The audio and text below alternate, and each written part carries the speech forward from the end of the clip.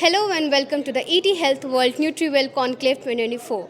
I am Shreya Chakrabarti and with me is Dr. Ravi Sauhta. Hello sir, nice to have you here. Hi Shreya, thank you very much for the invitation, and I am here having an experience of ET World Health World, where we are talking about a few things and learning few things about nutraceuticals. Please share our overall experience at the summit. So I came in the afternoon and we had a good discussion on nutraceuticals. We had almost one and a half hour session with all the senior orthopedic surgeons with me and a few of my colleagues. We had a good discussion about nutraceuticals and exchange of thought process about various nutraceuticals in the meeting. Moving forward to my next question. What is your journey towards nutrition? So, when we talk of a nutrition and primarily we talk of, I'm an orthopedic surgeon, I would talk about bone, joint and muscles. So, I will talk about bone health, joint health and muscle health. When we look at bone health, basically it is vitamin D deficiency, which is very common in our country. And we have a deficiency right from childhood, which presents as rickets and adults, it presents as osteomalacia, and elderly senior citizen, it presents as osteoporosis.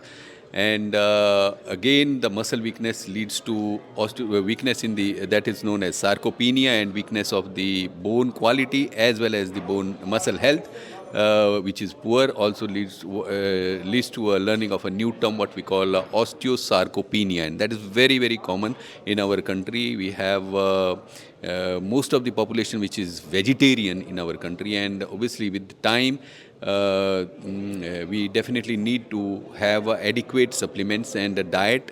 Also, proteins are very less in our Indian diet, and as they say, 1.5 to 2 grams of a protein per kg body weight should be there. And on an average, our people who are very senior, they take very less proteins, and so obviously there is a need for supplementation and fortification of the milk or any other diet for vitamin D is very need of the hour in our country, because the deficiency of vitamin D is almost to the tune of 80 to 90, 95%.